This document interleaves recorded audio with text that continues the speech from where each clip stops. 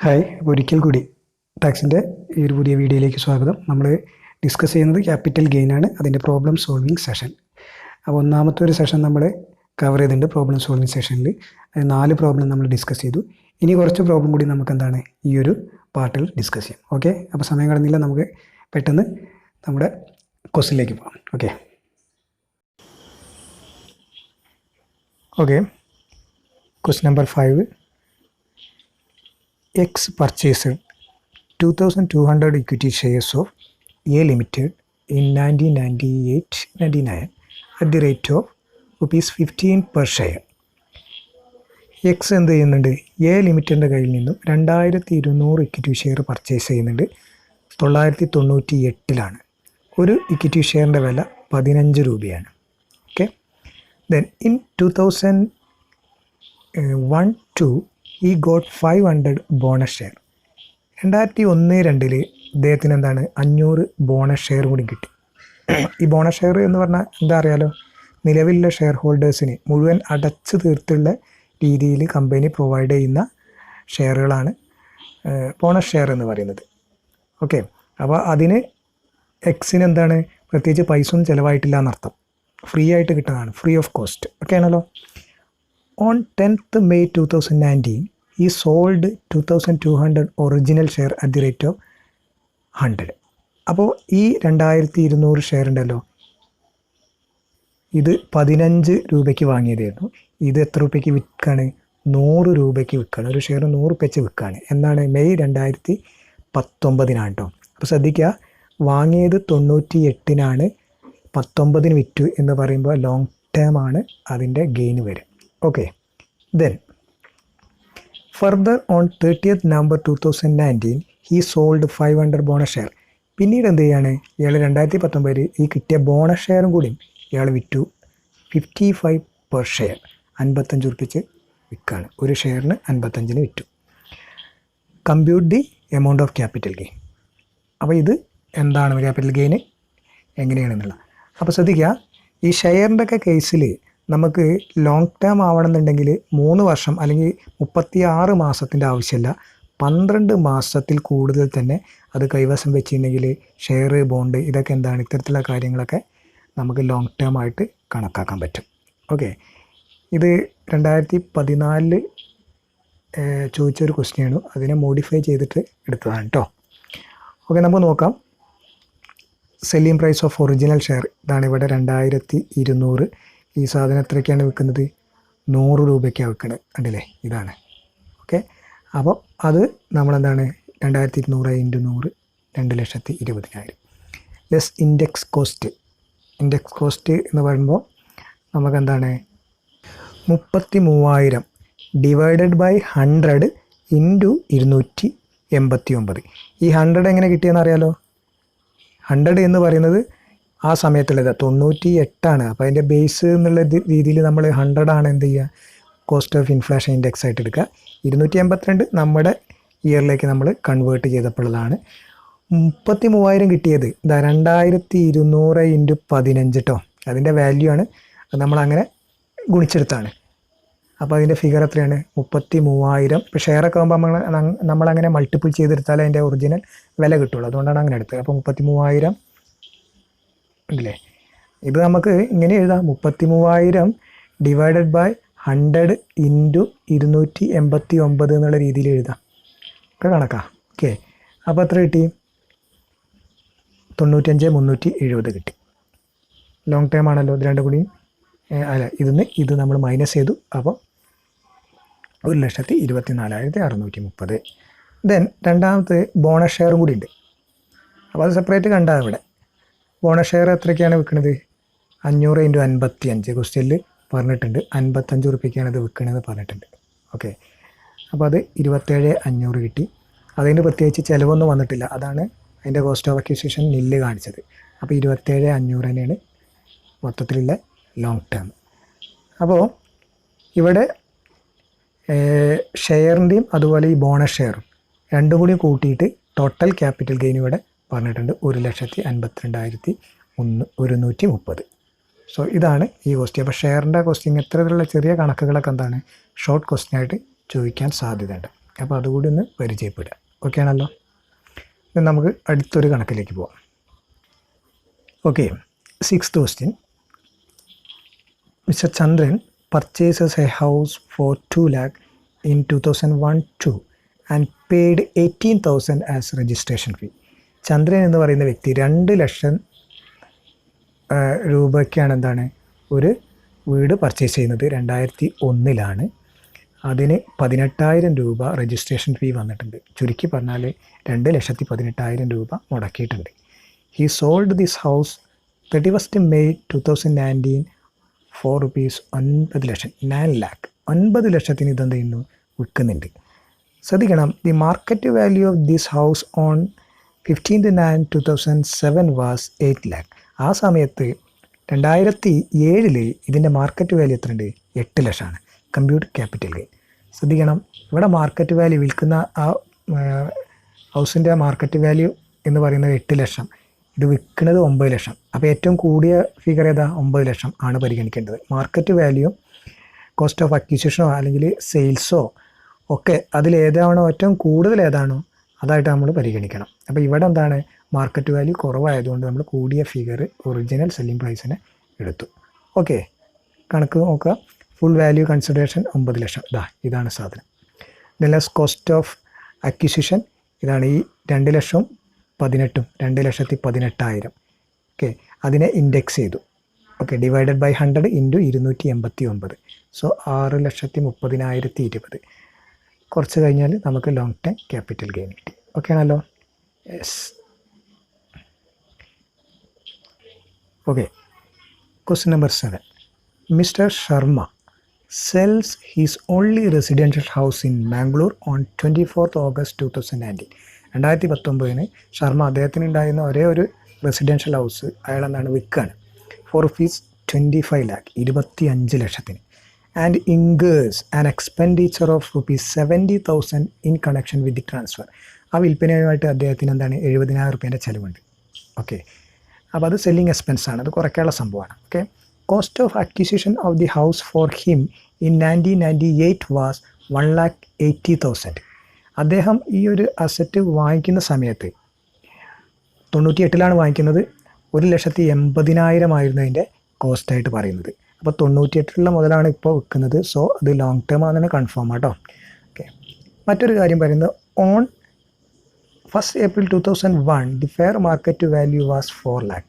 ഇതേ പ്രോപ്പർട്ടിയുടെ fair market value 1/4/2001 4 ലക്ഷമാണ്. അപ്പോൾ ശ്രദ്ധിക്കുക, ഫെയർ മാർക്കറ്റ് വാല്യൂ കൂടുതലാണ്. 1.84 വെച്ച് നോക്കുമ്പോൾ 4 ലക്ഷമാണ്. അപ്പോൾ ഫെയർ മാർക്കറ്റ് വാല്യൂ ആണ് നമ്മൾ പരിഗണിക്കേണ്ടത്. മറ്റൊരു കാര്യം പറയുന്നത് on 16th January 2019 he purchased A residential house in Mangalore. 2019 ജാനുവരിയിൽ തന്നെ ഇദ്ദേഹം എന്താണ് ഒരു റെസിഡൻഷ്യൽ ഹൗസ് വാങ്ങിയിട്ടുണ്ട്. വിൽക്കുന്നത് നോക്കി ഓഗസ്റ്റ് 2019. ജാനുവരിയിൽ തന്നെ വാങ്ങിയിട്ടുണ്ട്, നേരത്തെ വാങ്ങിയിട്ടുണ്ട്, വിൽക്കുന്നതിന് മുന്നേ വാങ്ങിയിട്ടുണ്ട്. കുഴപ്പമില്ല, വിൽക്കുന്നതിന് മുന്നേ നമുക്ക് എന്താണ് റെസിഡൻഷ്യൽ ഹൗസ് വാങ്ങിയിടുന്നതുകൊണ്ട് കുഴപ്പമൊന്നുമില്ല, നമ്മൾ പറഞ്ഞായിരുന്നു. ഓക്കെ, ഇൻ മാംഗ്ലൂർ 5 lakh അതിന് വില. And deposited 1 lakh in capital account scheme. 1 lakh capital account സ്കീമിൽ നിക്ഷേപിച്ചിട്ടുണ്ട്. അപ്പോൾ ഈ 1 lakh നിക്ഷേപിച്ചത് ഇതിന് ശേഷമായിരിക്കും, അത് അതിൽ പറഞ്ഞിട്ടൊന്നുമില്ല, പക്ഷേ നമുക്ക് അങ്ങനെ അസ്യൂം ചെയ്യാം. ശ്രദ്ധിക്കേണ്ട ഒരു കാര്യം, ക്യാപിറ്റൽ ഗെയിൻ അക്കൗണ്ട് സ്കീമിൽ നിക്ഷേപിക്കുന്നത് വിൽപ്പന കഴിഞ്ഞ് വിത്തിൻ 6 months ഉള്ളിലാണെങ്കിൽ മാത്രമേ നമുക്ക് എന്ത് കിട്ടുള്ളൂ, ആ ഒരു എക്സംഷൻ നമുക്ക് അവൈലബിൾ ആവുള്ളൂ. അപ്പോൾ അതിനെക്കുറിച്ച് വ്യക്തമായിട്ട് ഇതിൽ പറഞ്ഞിട്ടൊന്നുമില്ല, അതുകൊണ്ട് അതിൻ്റെ ഉള്ളിൽ തന്നെ ആയിരിക്കും എന്ന് നമുക്ക് അസ്യൂം ചെയ്ത് കണക്ക് ചെയ്യാവുന്നതാണ്. ഓക്കെ, സോ ഇനി നമുക്ക് എങ്ങനെയാണ് കണക്കിലേക്ക് പോകാം. Okay, sale proceed. Selling price നമ്മൾ പറഞ്ഞു 25 ലക്ഷത്തിനാണ് വിൽക്കുന്നത്. സെല്ലിംഗ് എക്സ്പെൻസ് ഉണ്ട് 70,000 രൂപ എക്സ്പെൻസ് ഉണ്ടായിരുന്നു, അത് കുറച്ചു, ബാക്കി 24,30,000. അക്വയർ ചെയ്യുന്നത് ഫെയർ മാർക്കറ്റ് വാല്യൂ കൂടുതലായതുകൊണ്ട് നമ്മൾ അത് പരിഗണിച്ചു. ഡിവൈഡ് ബൈ 100 ഇൻറ്റു 289 നമ്മുടെ ഈ ഒരു പ്രീവിയസ് ഇയറിലേക്ക് വരുമ്പോൾ അതിന് ഇൻഡെക്സ് ചെയ്തത്. അപ്പോൾ അതെത്രയാണ് 11,56,000. അപ്പോൾ അത് ഇതിന്ന് കുറച്ചപ്പോൾ 24,30,000 നിന്ന് കുറച്ചപ്പോൾ നമുക്ക് കിട്ടിയ ക്യാപിറ്റൽ ഗെയിനാണ് 12,74,000. ഇത് ലോങ് ടൈം ക്യാപിറ്റൽ ഗെയിനാണ്. ഓക്കെ, ദെൻ ഡിഡക്ഷൻ ഉണ്ട് 54. കോസ്റ്റ് ഓഫ് ന്യൂ ഹൗസ് 5 ലക്ഷത്തിനാണ് നമ്മൾ പറഞ്ഞു. Deposit in capital gain account അത് 54 ഈസി ആണ്. അപ്പോൾ അതെത്രയാണ്? 1 lakh ആണ്. ദെൻ മൊത്തം 6 ലക്ഷം. അത് നമുക്ക് ഇവിടുന്ന് കുറയ്ക്കാൻ, ബാക്കിക്ക് ടാക്സ് അടച്ചാൽ മതി. 6,74,000. Okay, long term capital gain taxable. Okay ആണല്ലോ? Okay, next question. Calculate capital gain from the following data. താഴെ പറയുന്ന ഇൻഫോർമേഷൻ നമ്മൾ കാൽക്കുലേറ്റ് ചെയ്യുക. Sold self generated goodwill for business ₹7 lakh.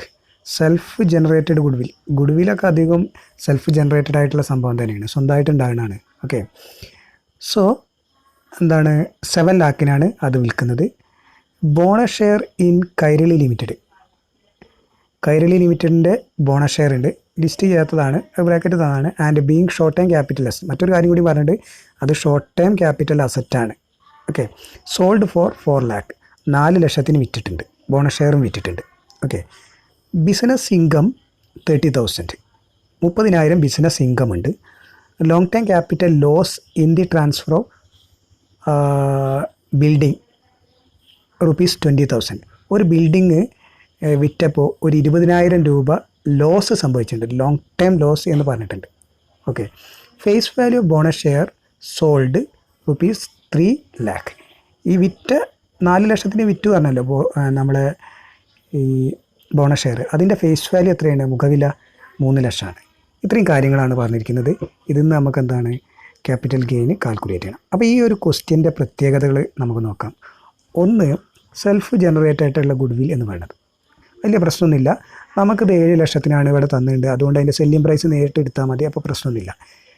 ഇവിടെ മറ്റൊന്ന് പറഞ്ഞത് ഷോർട്ട് ടൈം ആയിട്ടൊരു ബന്ധപ്പെട്ട കാര്യം കൂടി പറഞ്ഞിട്ടുണ്ട്. ബോണസ് ഷെയർ ഷോർട്ട് ടൈം ആണെന്ന് പറഞ്ഞിട്ടുണ്ട്, അത് 4 ലക്ഷത്തിനാണ് വിൽക്കുന്നത്. അതിൻ്റെ ഫേസ് വാല്യൂ എത്രയാണ്? 3 ലക്ഷം. ശ്രദ്ധിക്കുക, ബോണസ് ഷെയർ നമുക്ക് ഫ്രീ ആയിട്ട് കിട്ടുന്ന സാധനം, അപ്പോൾ അതിൻ്റെ ഫേസ് വാല്യൂ എത്ര തന്നെ ആയാലും അത് പരിഗണിക്കേണ്ട ആവശ്യം നമുക്ക് ഇല്ല. ഓക്കെ, ദെൻ ബിസിനസ് ഇൻകം ഉണ്ട്. Business income, house property income, പല ഇൻകം നമുക്ക് എന്താണ് കണക്കിൽ വരാം. ഇതിൽ നമ്മളോട് പറഞ്ഞിരിക്കുന്നത് എന്താണ്? ക്യാപിറ്റൽ ഗെയിന് കാൽക്കുലേറ്റ് ചെയ്യാനായിട്ട് ബന്ധപ്പെട്ട കാര്യമാണ്. ഓക്കെ, ദെൻ ഇവിടുത്തെ പ്രധാനപ്പെട്ട കാര്യം ഇതാണ്, ലോങ് ടൈം ക്യാപിറ്റൽ ലോസ് ഉണ്ട്. ഒരു ബിൽഡിംഗ് ഉണ്ടായിരുന്നു, ആ ബിൽഡിങ് വിറ്റപ്പോൾ 20,000 രൂപ ലോസ് സംഭവിച്ചു എന്നാണ് പറഞ്ഞത്. അപ്പോൾ ശ്രദ്ധിക്കണം, ഈ ലോസ് നമുക്ക് എന്ത് ചെയ്യാൻ പറ്റും? ഇൻകത്തിൽ നിന്ന് മൈനസ് ചെയ്യാം, അതായത് സെറ്റ് ഓഫ് ചെയ്യാൻ പറ്റും.